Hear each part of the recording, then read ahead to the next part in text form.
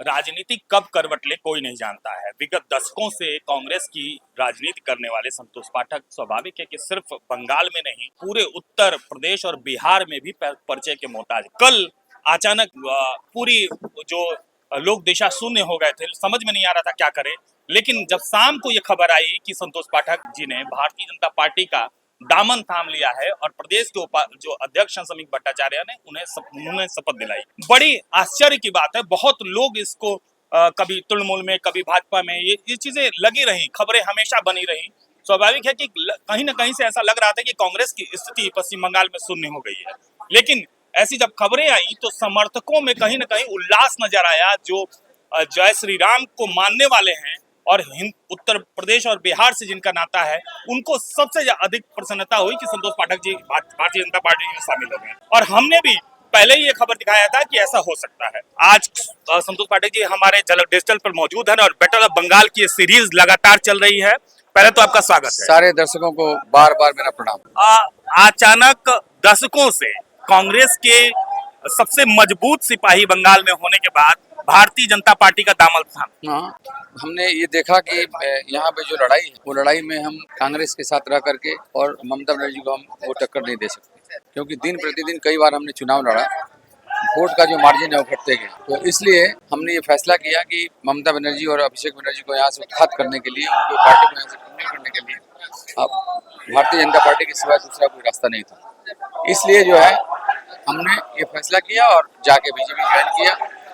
और पार्टी के प्रखर बड़े बड़े नेताओं ने हमारे साथ फोन पे बात किया और आश्वासन दिए कि हम लोग साथ में रहेंगे और इस लड़ाई में आप उतरिए। अच्छा, इस बार ऐसा लग रहा था कि जब भारतीय जनता पार्टी की दो लिस्ट आई तो ऐसा लग रहा था कि भारतीय जनता पार्टी ने चौरंगी की जो सीट है आपके लिए रोक के रखी है।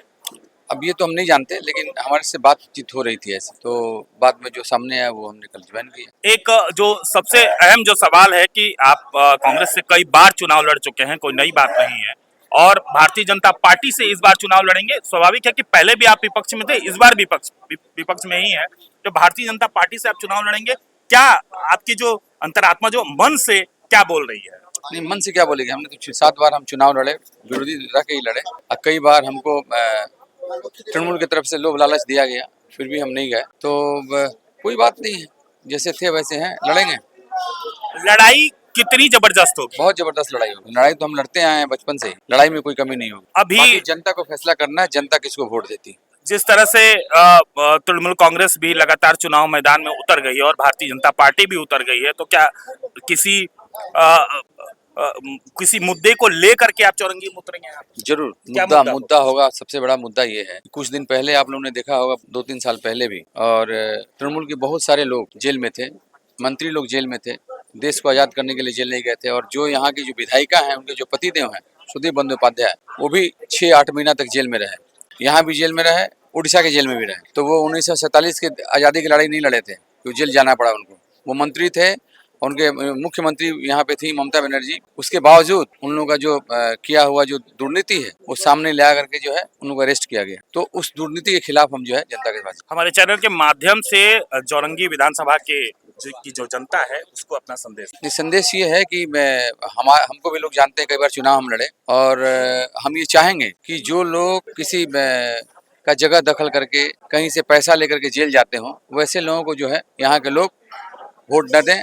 सुदीप को लोग जानते हैं, सुदीप जो है कई दिन जेल में रहे, उनके ऊपर चोरी का अभियोग लगा। जिस घर में रहते हैं वो घर भी जो है वो किसी का दखल किया, फ्रेडा बॉयज क्लब है उसका दखल किया हुआ है, आप लोग पता लगे इस चीज। तो हम चाहेंगे, जनता से अपील करेंगे कि हम लोग अभी राजनीतिक जीवन 40 साल का है, हम लोग अभी चोरी चमारी में जेल नहीं गए। हम तो पॉलिटिकल एजिटेशन में हम लोग जेल गए, हम लोग चोरी चमारी में जेल नहीं गए। तो हम ये चाहेंगे कि ऐसे लोग का विदाई हो। बहुत बहुत धन्यवाद। तो आपने जैसा सुना कि जिस तरह से संतोष पाठक जी कह रहे थे लगातार, और काफी तल्ख तेवर हैं तृणमूल कांग्रेस को लेकर के, और जिस तरह की लड़ाई होगी चौरंगी में, निश्चित तौर पर इनके आने से भारतीय जनता पार्टी मजबूत हुई है यहाँ पर। और बैटल ऑफ बंगाल की सीरीज में हम लगातार आपको दिखाते रहेंगे, यह भी शुरुआत है। विवेक शुक्ला के साथ कैमरामैन अपूर्व माझी।